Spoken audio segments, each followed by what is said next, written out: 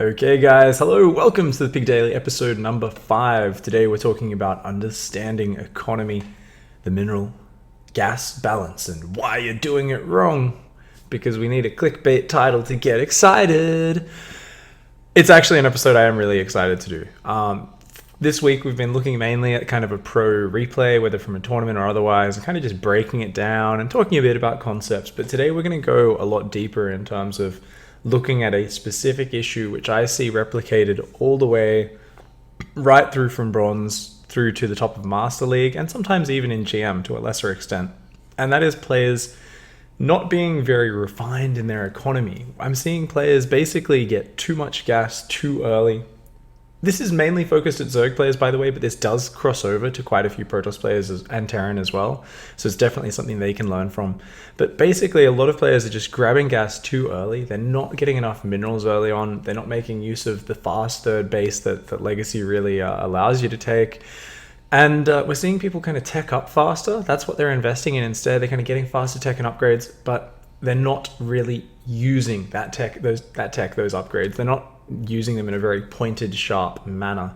And as a result, we see people kind of feeling like they're doing a macro build, but they're just not doing it efficiently. They're playing defensively, and yet they're teching up incredibly fast, but not using the tech for any gain.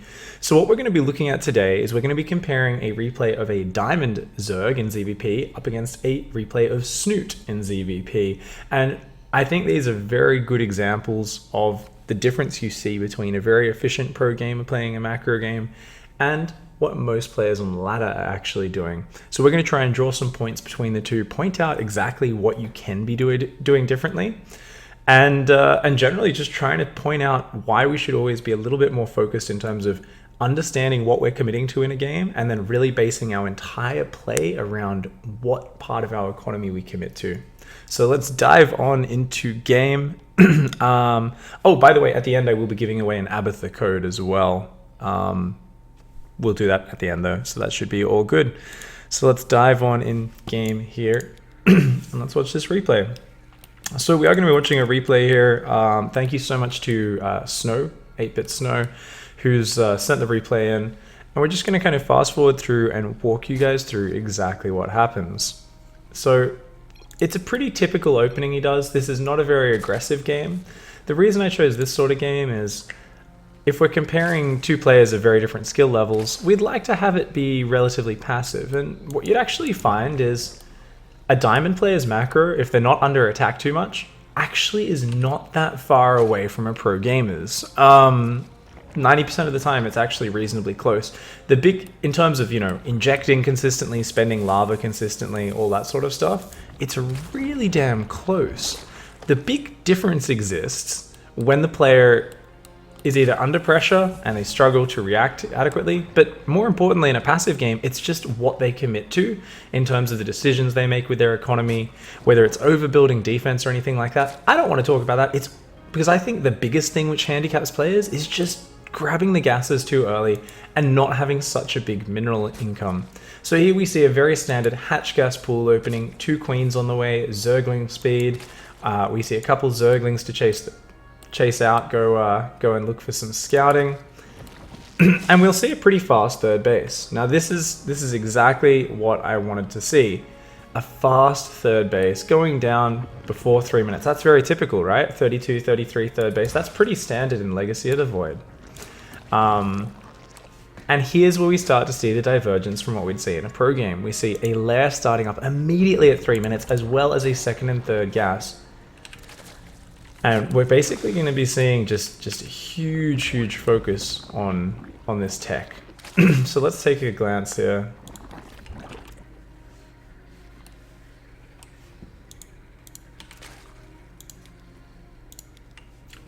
Just droning for now. A couple Zerglings out on the map taking a look around, some Overlords peeking. Very nice Zergling scout here from Snow as well. We're going to try and, see what's inside the base, see if he can feel safe. Gets in, sees Phoenixes, and sees a second Stargate as well. 2 very non-aggressive things. So he says, oh yeah, that's cool, let's just keep on droning now. My lair's finished, let's start that Hydra Den, let's go for double Evo Chamber. These are all generally good things to be going for. Playing light on units as long as we don't see pressure coming, scouting with a few Zerglings, and then just going straight to Hydra Zergling. This is a really great way to play Zerg vs Protoss. But in terms of the economy, what we're going to point out is that grabbing these gases so early, grabbing this tech and upgrades, this is actually incredibly fast to do all these things. And that is something which is going to, whilst it'll give us the tech a bit earlier, it's something which can definitely slow down our overall economy. So there's a few benchmarks we want to be looking at in the game. And the first one is 5 minutes 30. So let's fast forward to there. See, oh yeah, there's quite a lot of upgrades on the way. This is looking pretty good. Not a bad game. And here we are at 5 minutes 30. Now keep in mind, only a single worker's been killed, and that was by Snow. So he hasn't taken any damage, hasn't been forced into any excess units. And what do we see? Let's write down some benchmarks. I'm gonna write these down in my little document as I go. So what we see is 46 drones, 8 lings, 1 hydra, 3 queens. So that's the units he's got. What about the upgrades?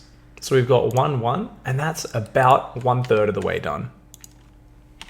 1-1, 1/3 done.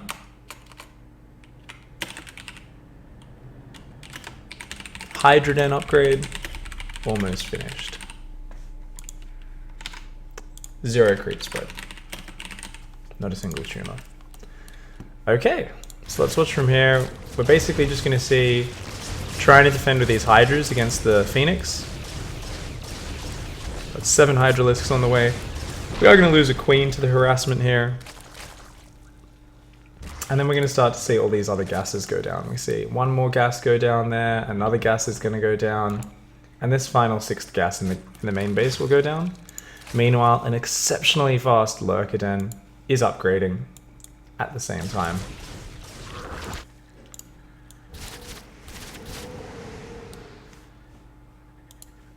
Ooh, looks like we might be forgetting that 6th gas for quite a while anyway. So let's fast forward from here. And it looks like it's just non-stop units and we want to go for a big attack now. So 62 drones, only 5 gases. Not having that 6th gas actually hurts us a lot in this scenario because we need every bit of gas possible for lurkers. We can't afford to start +2 carapace. I mean, we barely can, but then we would have no more hydras, no lurkers on the way. So we're kind of stuck on the upgrades a bit, but we do keep going for the more important ranged upgrade. And we're just going to go and hit a big attack and kill our opponent. So in comes the attack, morph a couple lurkers, push in with the hydras and zerglings, catch a few of those phoenixes already before the fight even starts. Hydras happen to overwhelm. The lurkers don't even really get a chance to do anything. Basically just attacks with 15 1/1 hydras and a bunch of zerglings at 8 minutes and just kills the Protoss. See, all the phoenixes go down. Some of the pylons start to go down. These lurkers get in here. And our Protoss taps on out. 1600 minerals in the bank, 800 gas. Definitely, you know, maybe you could add a few more units there.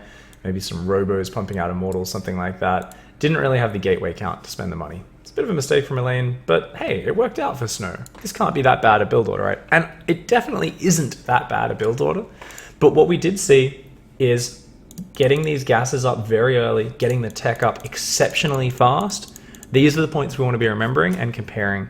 So one last thing, 8 minutes. Let's do one more benchmark at 8 minutes, as that's a very important benchmark as well. Just to see like, okay, so once you've finished your economy and you've started pumping units, where do you end up at? So let's do this benchmark right as the attack is just about to hit. I guess we should go back before the fighting starts. So we'll go back to 745. All right, so we're gonna do a 745 benchmark. And what we're going to write down here is we're going to say, what have you got? This is really, really important. And benchmarks are something you should probably look at in your own game as well, by the way, guys. In a passive game, generally looking and saying something like, hey, maybe at 6 minutes I should have 66 drones, 3 base full saturation if it's very passive. Coming up with these sort of benchmarks as you go and exploring them is a really good way to quickly check a replay and see how well you were doing. In this one, we have 21 hydras, 28 lings, 2 lurkers, 62 drones. We do have +2 on the way. +2 range, about 35% done. So that's about it. All right, so we've seen this first replay. We've seen how it goes. We've seen this attack work out. Now, one thing we are going to talk about, because I'm not going to be able to come back to this replay, is, well, he still wins the game. Why did this go so well? Even though, well, he rushed to lurkers, but he didn't necessarily use it so well. One thing is we didn't take any damage. We're going to come back and explain that point a lot more later, but keep in mind, if we go back in this replay, check this out. 0 units on the map. So getting the fast tech, the very fast lair, the evo chambers, the hydrogen, this has worked out kind of okay in this game, but a big part of that reason is we didn't have to build many fighting units. Now, if we were surprised by an oracle early on that came in, killed 4 or 5 drones, that would have done a huge hiccup in our build. Because we're investing in gas so early, we don't have a lot of guys mining minerals. We're going to talk about that point a lot more as we go on, but also if we were forced to build 40 zerglings to defend a bunch of adepts, that's going to slow down our ability to kind of build up this drone count. We might not have any drones on this 3rd base. So those are the points I really want you guys to keep in mind as we take out of this replay. Let's hop out and we're going to load up the next one with Snoot. So like I said, unfortunately, the replay system has broken by the patch which came out yesterday, which means there's going to be about a minute downtime here where I'm just going to talk to you guys about the points. So we're going to go into the Snoot replay, we're going to look at how he builds up, and even though he's heading in a very similar path in terms of tech, in terms of upgrades, what we're going to be looking for in the next game is, well, if you're heading for such a similar path, for such a similar direction, why are you so far ahead? Why do you end up hitting what is a relatively similar timed attack? Or it's a little bit later, but so much stronger. So how can you do all that? How is changing the way you focus your mineral and gas balance going to be important there? And then we're going to talk about a few common questions people ask when I talk about this, and a bunch of concerns. And also misconceptions as well. So one thing we're going to also have to remember when we look at this next replay is Snoot does make less errors and that sort of thing than a diamond player. But as I was saying before, a pro gamer in a passive game compared to a diamond player, not that much better macro. It's a little bit better. It's all about, at least on a mechanical level. So, you know, like I was saying before, doing your basic actions, getting all that stuff done. It just, you know, a diamond player is capable of doing it at probably like 95% of the level of a pro gamer. And here we go, logging in. I'm so annoyed. I was so happy with how like smooth today's show is going to be, and then it's like, wait, there's a patch. You will need to log in and out of accounts while you're going. Try to entertain people at the same time. It's okay, we are back in, guys, which means only 1 minute to go. Now, this replay is actually really cool. It came from Snoot's replay pack from last month. It's called Lurker Destruction. So same sort of theme as the last game in terms of we go for Lings, Hydras, straight into Lurkers. It's also against Neeb, played on the EU ladder. So it's a really nice, you know, an exceptionally strong opponent who he's playing against, and that should be really cool. So while we get that opened up, just going to take a look at chat. By the way, guys, if you have any questions occurring to you while we're doing the show today, I have a new system where basically just a little bit before the end, I'm going to say, hey guys, by the way, it's time for you to post your questions in chat because I'll answer all the questions at the end. So what I want you to be doing is when you do that, I want you to use the @x5_pig tag at the beginning of your message so that it highlights it for me. So don't type them in yet, but if you have any questions, please think about it, write it down. And when I ask for those in a little bit, do repeat those in chat and I'll go through and answer those at the end of the session. So yeah, that should be really cool. Zavayek says, oh, I've seen this game. Snoot's replays are really nice. Snoot's replays are very nice. He sends these out to his subs roughly once a month. He puts a bit of effort into labeling them all. So it's actually a lot more effort than most pro gamers do. It's really cool. Scarlett also, someone who you guys should definitely sub to when she's streaming. Duffelbow, thank you so much for the sub, mate. Really appreciate that. And here we go, guys. We are finally getting into game. So let's go. Here we go. All right, guys. So this replay is Snoot over here versus Neeb over here. Unfortunately, because it exits us out, it resets the settings every time we get in here. So we're just gonna reset that. Most important settings so it doesn't drown us out. As much as we like epic music, we don't want it to kind of drown out everything else that's going on. So here we go, guys. Let's take a look at this game. So Snoot here. Now this is a bit of a special map. It's hard to find replays, guys. Like I totally commiserate with Day 9 when he used to complain about how hard it was to find replays that were good. Because, oh my god, I've been looking through so many replays. I'm like sitting there and I'm just like, shit, man, I've got to go to sleep so I can wake up in time to do the show. But it's really hard to find good replays of the exact sort of situations you want to show. But this is a good one because even though it's a map where Snoot likes to take down the rocks early, he does a slightly different opening. The core structure of it is the same. Relatively greedy 3-base, defending with minimal units. Of course, in this case, it's because there's rocks blocking. He doesn't even need to get an initial gas. But the core difference we're going to see in Snoot's play, and this is something you can apply generally across all your matchups, but especially in ZVT, ZVP, excuse me, and that core concept is to get just 1 or 2 gases very early, and after those 1 or 2 gases, to delay all your other gases until a set sort of time a bit later on. We see here Snoot goes for double gas at about 3 minutes 20 with this build.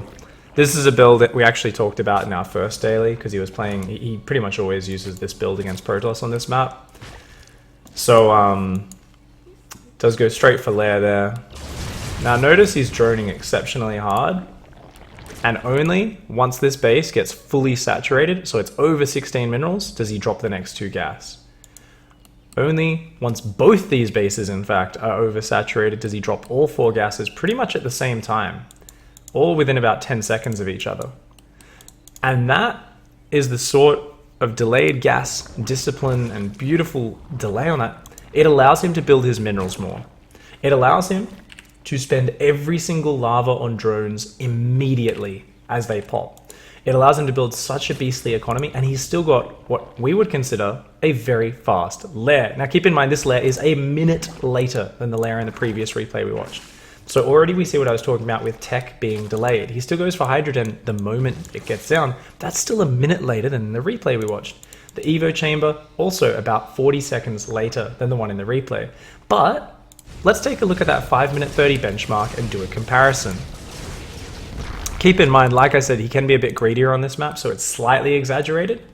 But we have 3 bases absolutely fully mining, gases included, tech structure down, Evo chamber down, and 4th base down, a total of 72 drones. That is just disgusting. So we're going to write that down, and I'm going to compare that to what we had before. So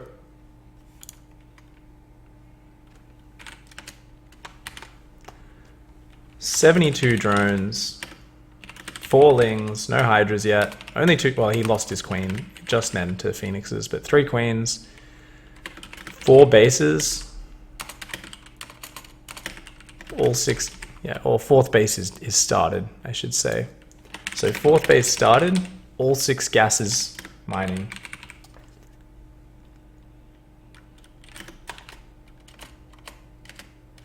+1 is only about 15% done. So what is the difference between this and the replay we watched of our Diamond player? Both games, there has been 0 pressure from Protoss. We have seen complete safety. But in this scenario, we are up a total of 26 drones. 26 drones higher at 5 minutes 30 in the game. And it's even bigger than that because we've actually taken all 6 gases. All 6 gases hadn't been taken yet, or only just being taken in the other replay. The 4th hatchery is already down. The only thing we've committed less to is we don't have a 2nd Evo chamber. So simply by delaying the tech, delaying the gases, so the lair, the Evos, the gases, by just a little bit, Snoot has been able to set himself up with a monstrous economy here.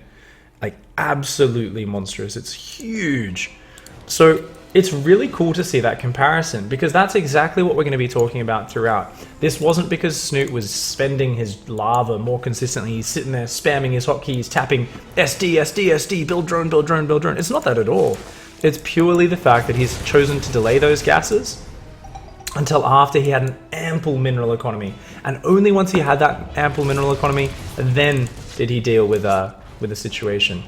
We see he's going to build Hydralisks, same as our other player did. Now keep in mind, we saw Hydras off about 45 to 50 drones in our previous game of Snows.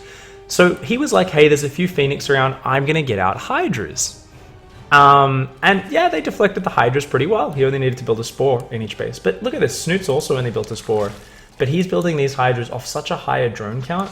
So whilst the Hydras were actually delaying the 3-base saturation in our previous game, in this game, we wait for 3-base saturation always before building any sort of advanced tech counter unit, anything that can deal with the Phoenixes. And now that we've got those Hydras out, we're also dropping a Spire, adding a bit more tech. We've gone for the Lurker Den, it's already finished. And we're going to be droning just the gases on this 4th base, no doubt. So we're starting to take down the rocks. Ooh, it looks like he's actually going to go for the 3-base. Super hard timing this time around. Let's take a look.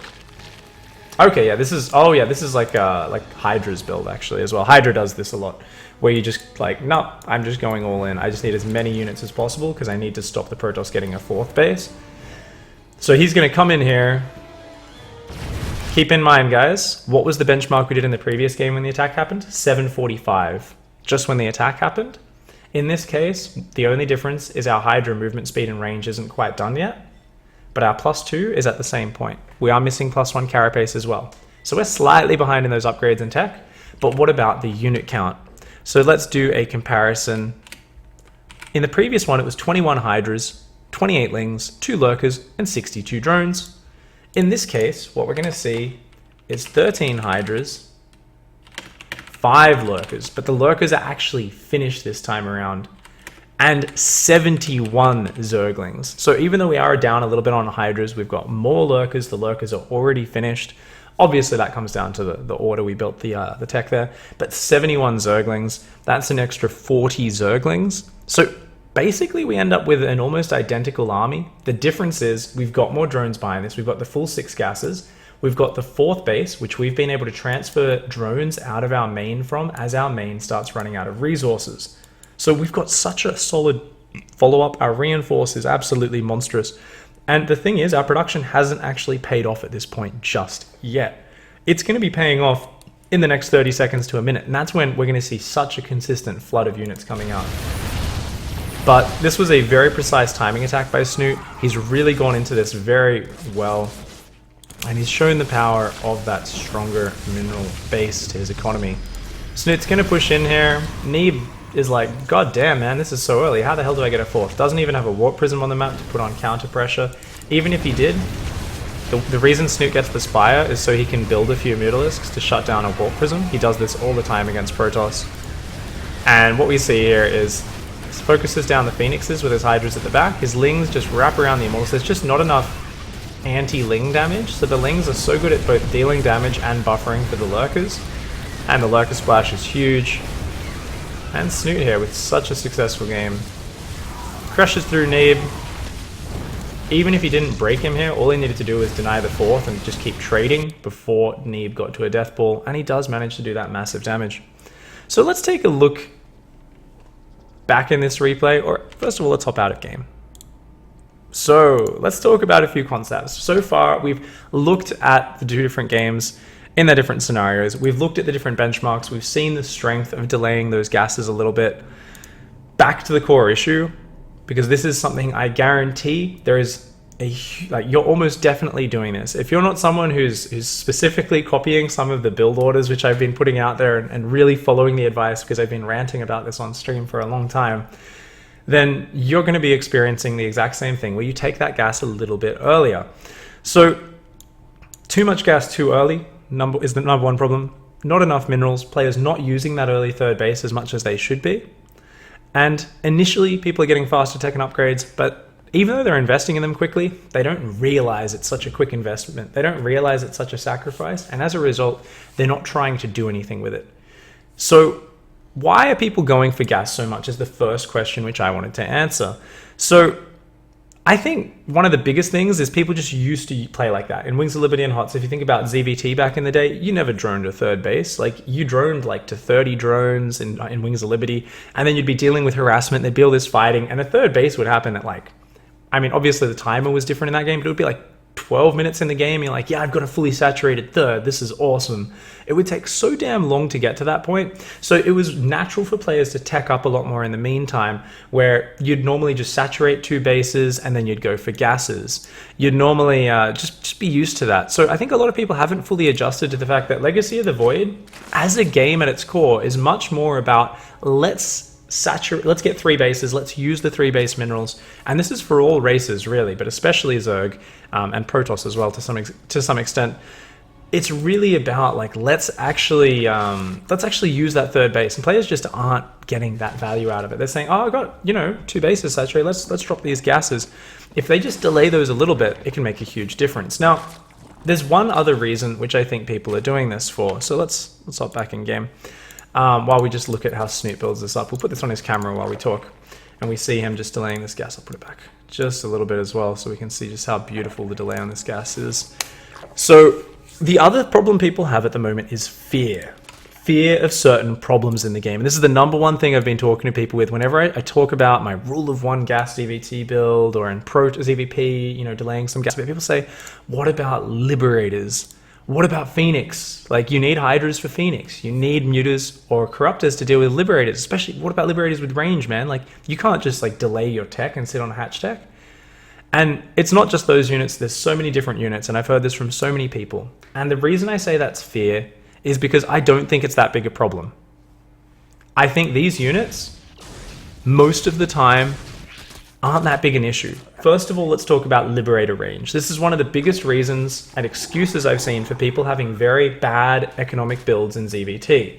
And I say bad because they're rushing up to Spire, but they're not even being properly aggressive with the Spire. They're not getting anything done, and they're not realizing they're actually falling behind in that mid game because of it. So what you've got to remember is don't be afraid of a 1 in 100 losses. There's always these 1% strategies. That's what I like to call it, a 1% strategy. It's something which is so rare, so weird, so outside of the meta that you really will experience it at most 1% of the time.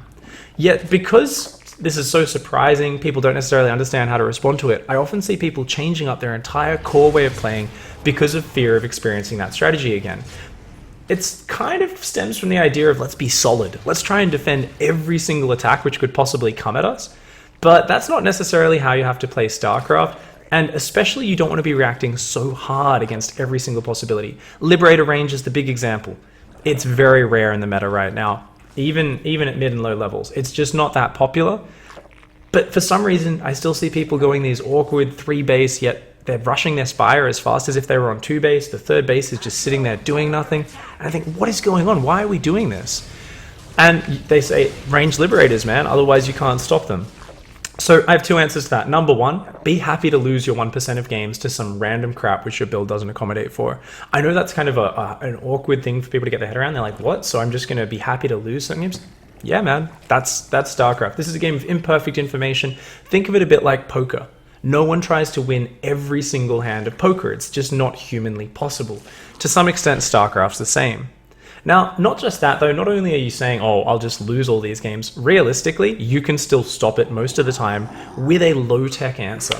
So Phoenixes here is the good example. We talked about this, but Liberators is the same. Liberators, outside of a specific position on one map, Dusk Towers, Ravagers can always reach range Liberators every single time. Now you may lose a Ravager in the process, but losing a Ravager to kill a Liberator, that's actually a completely fine trade.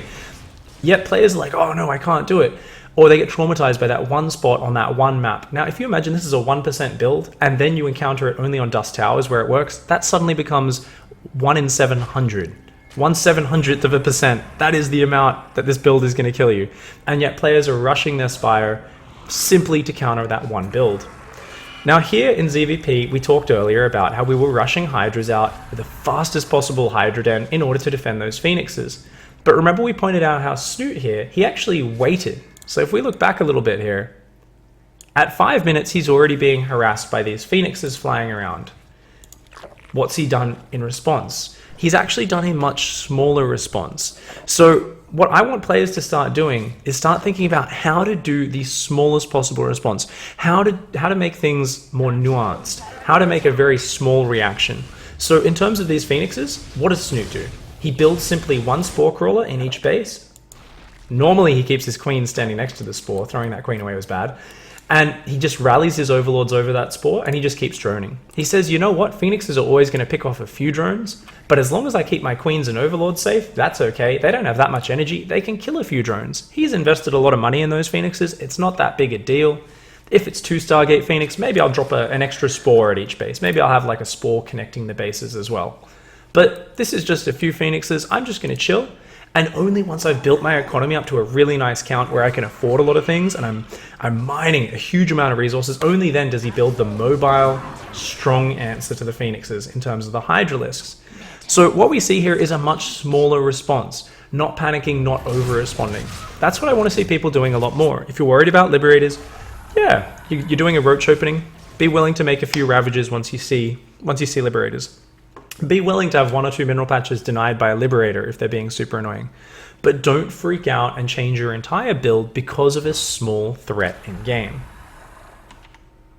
So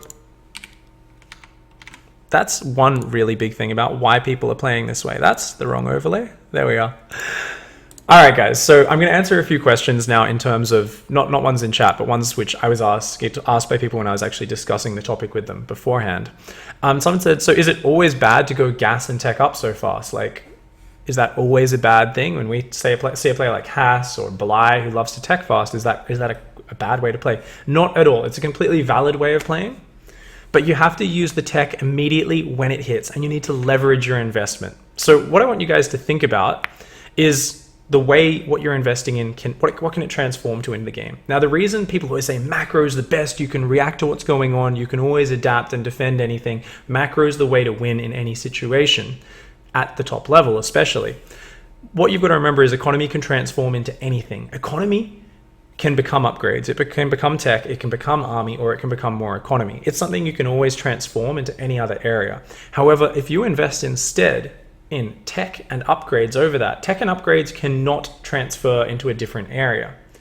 Obviously, you get melee upgrades for your early Zerglings, it carries over to Ultralisks and Broodlords, but it's very kind of like tangential, it's very delayed that actually kicks in. But if you say rush a Spire for Mutalisks, you can't then sell your Spire, sell half your Mutalisks, and turn that into drones. It just doesn't work that way.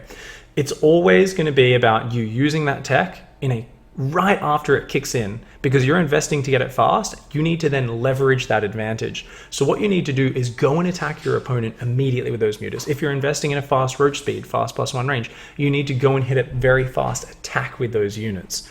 And that's what's going to leverage your advantage. It's going to allow you to actually push in. So keep in mind, economy is flexible, it's more adaptive, it's more reactive, but I'm not trying to force people to play macro games. I'm not saying you should be playing this way. What I've encountered is most people say, I'm a macro player, but then I see them doing a tech build without realizing that this is actually a tech build. They're not focusing on economy as much as they should. So what I want is these players to choose a path, stick with the builds they're doing, but refine them a little bit more. Make sure they're focusing on getting that aggressive damage done, or play the macro game and start delaying your gases. Make these build orders more efficient. Delay the gas, delay the tech, delay the upgrades, have more drones, and just have a big, powerful economy which you can transform into any direction you want once you've built it up. All right. So hopping back in game here.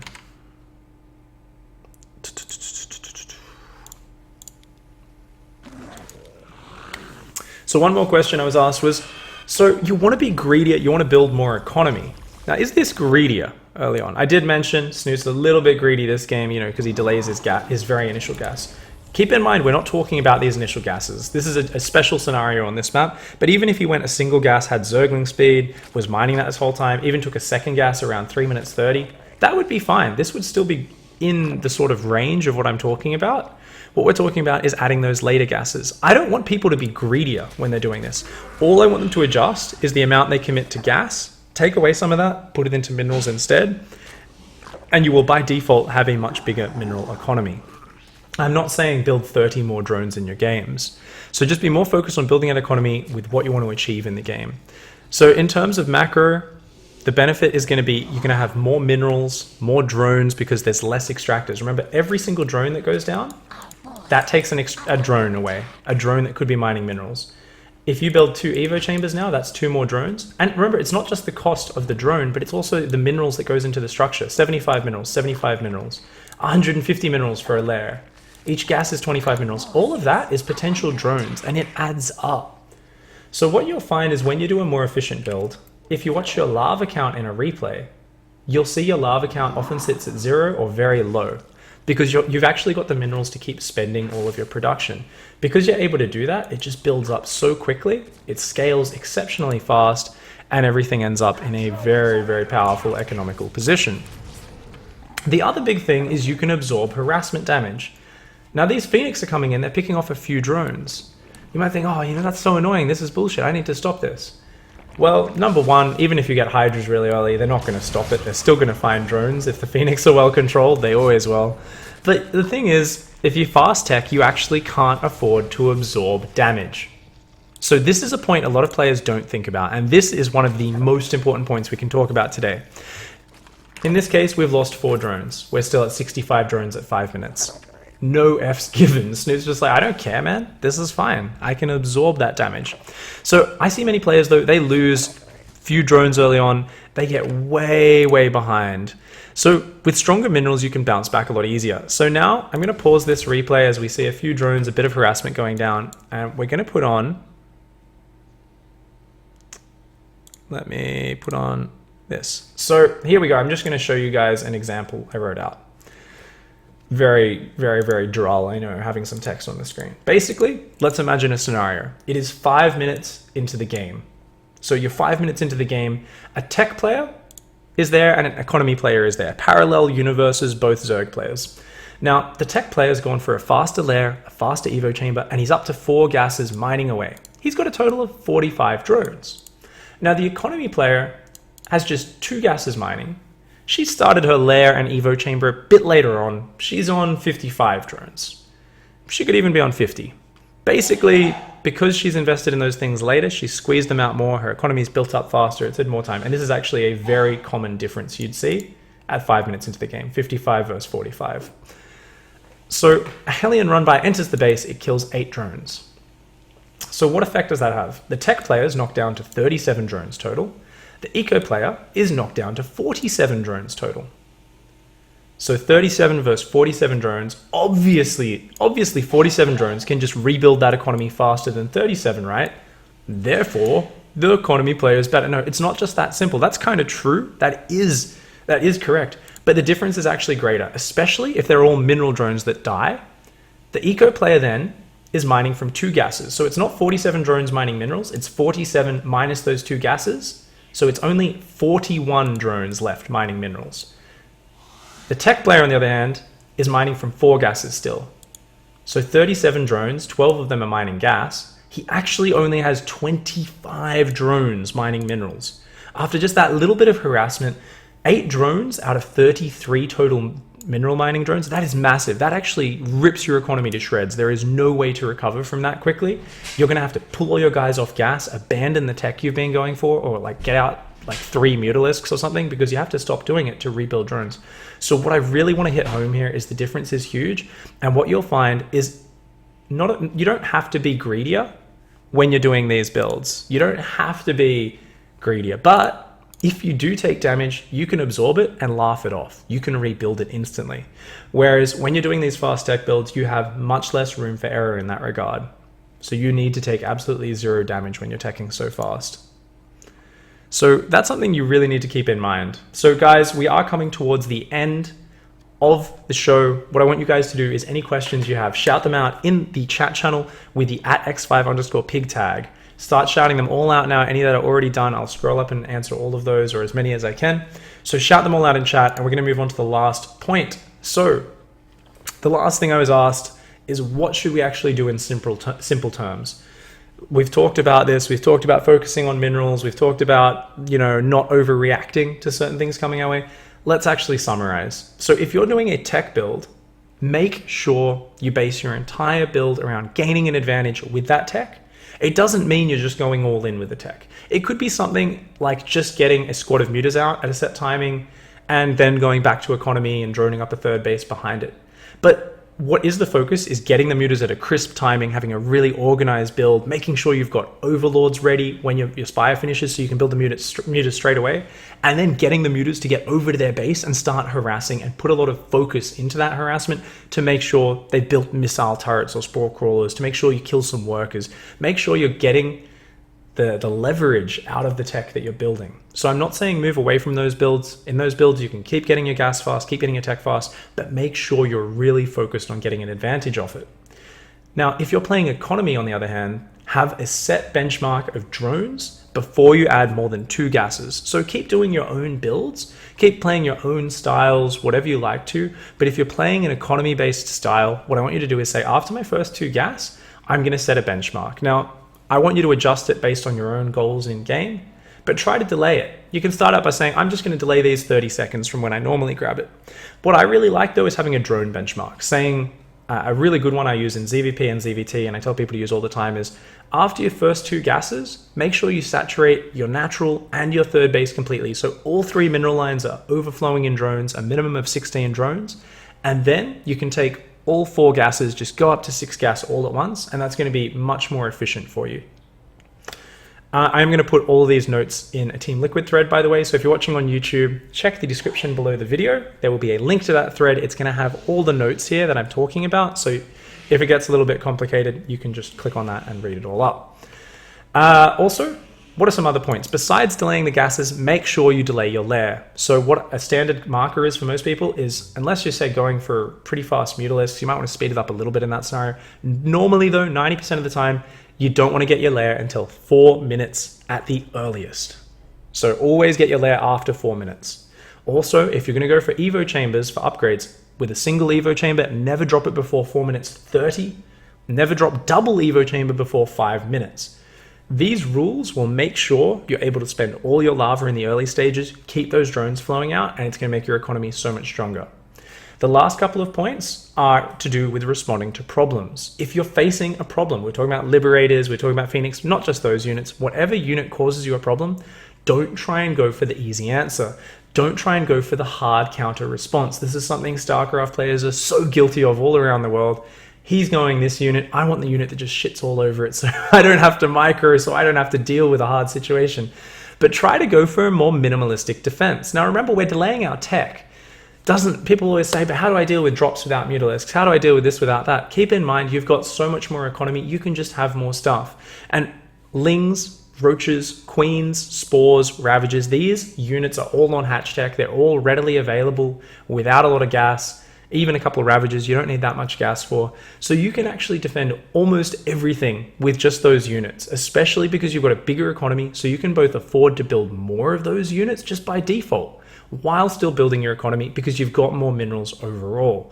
So you're able to absorb more damage, you're able to build more defense. What you actually come to realize as you improve at this sort of way of building your economy is your entire economy is so much more robust. You can absorb that damage.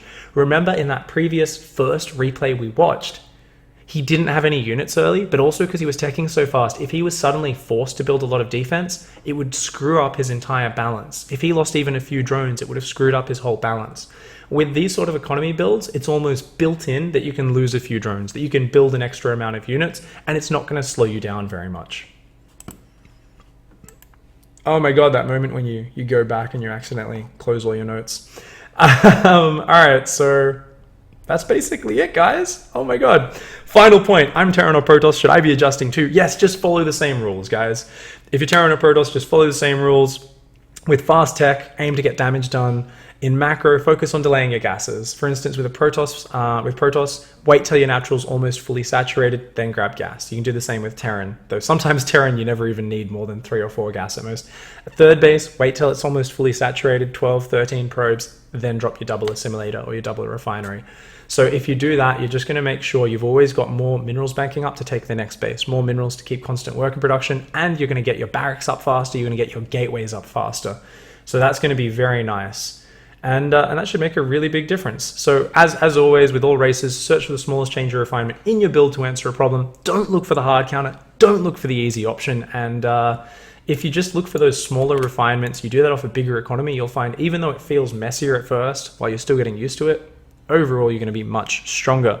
So now guys, it is question time quickly, and then we will finish up and do the giveaway after the episode's done. Sorry if you're watching on YouTube, you can't teleport back in time to win an Abatha code, but the rest of you guys can.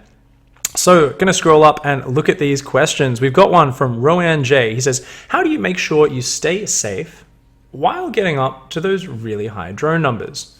Now, you don't need to be quite as greedy as Snoot was in that particular replay. However, because you've got more economy, you can still build units. In fact, you can still build more units. The difference is they're not tech units. So when you're droning up harder with these economy builds, I'm not saying drone harder. Maybe you have a few more drones. The reason you have more drones though is because early on you have more money. So keep in mind what you're used to doing as a tech player, and I say you to you guys watching right now because 90% of you will be guilty of it. Trust me, everyone I coach has this issue, almost everyone, is you're teching too fast. Now keep in mind that fast layer, those Evo chambers, those things we've been talking about, they don't actually help keep you safe. If someone hits you with a big adept timing and you're like, I've got 1-1 and a Hydroden on the way, it doesn't do anything to help you there. What you need is roaches, zerglings. You need those basic units.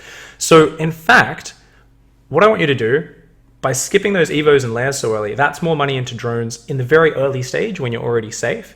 That gives you already a higher drone count for that reason, but then also you're putting less drones into Evo chambers. You're wasting less drones by building extractors and Evo chambers so early. That gives you an even higher drone count. So you actually haven't invested any more in drones at the dangerous points in the game. In the very initial stage, you've invested more in drones, but that's not a bigger investment away from defense, because all you're doing is you're taking the money that would have gone to layers, would have gone to Evo chambers, would have gone to gases, and you're saying, no, just go into drones on minerals. Move it from one side to the other. Overall, you will still have the exact same ability to produce units in terms of your lava count once you hit 4, 5, 6 minutes where aggression can start happening to you. So you're actually just as safe, in fact, even safer, because like I said, you can absorb damage, you can afford to build more units. So with these sorts of builds, you can even say, it's ZVT, Hellion run-bys get that the better of me. Every game at 4 minutes, I'm gonna build 20 Zerglings. And you can afford to do that and it won't screw up your build. You do that with a tech build, your build's crap. So it will actually keep you really safe. So thank you for the question there, Rowan J. Really appreciate that. Nayazu says, Pig, in ZVT, I'm having trouble reading Terran build orders. How do you read the tech reactor and determining what he's going for? Banshees, Hellbat timing, Liberator, pressure, marine push. So that's a bit off topic with that question. Generally, you just want to divide things into signs of aggression and signs of greed. So study how Terran build orders work, look at them, and look for signs of greed. Command centers, engineering bays, that means you're safe, you can build more economy. On the other side, lots of barracks, especially with no add-ons and a lack of all of the economy things over there, the upgrades and the command centers. Okay, let's build more units, cut off our drone count a bit lower so that we can be safe. Insane Hate has a question. He says, economy is important. What about rushes? I'm new to the game in bronze and I'm constantly barraged with rushes, especially photon cannons. What can I do? I think one of the best things you can do is actually, and I know this is kind of an odd suggestion, but basically go on the forums, Reddit All Things Zerg or Team Liquid Strategy forum. I'm going to link both of those in chat for you, though they're very easy to find if you just Google them. And what you do is you upload a replay to a website like GG Tracker or Dropbox, wherever, it doesn't matter. And you say, hey guys, I'm bronze, I'm new to the game, I keep struggling with rushes, can you please help me? And you will actually have a bunch of masters players, diamonds, GMs, who will take time to look at the replay. They'll give you advice because the StarCraft community is frigging amazing. And like you can get free coaching anywhere in this community. And as a new player, being able to actually look at your game, they're going to be able to pick up on small things and really point out the basic short things which you need to be focusing on. And that'll help you out a lot. So we are just going to look for one last question, as there are a lot of them. Any other questions, I will try to answer after the VOD, but it's going to meander on too long otherwise.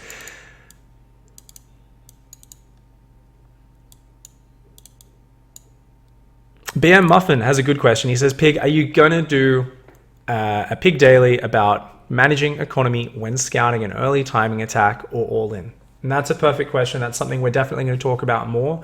I see a lot of questions that are to do with either composition or exactly how to defend attacks in chat. I'm not going to answer any more of them because as BM Muffin asked, we are going to actually do that on another date. We're going to talk about responding to different attacks. Really today, I wanted the focus to be on changing how people are already building their economy, especially in the middle leagues, platinum, diamond, and to some extent masters as well. I really think a lot of players can benefit from that.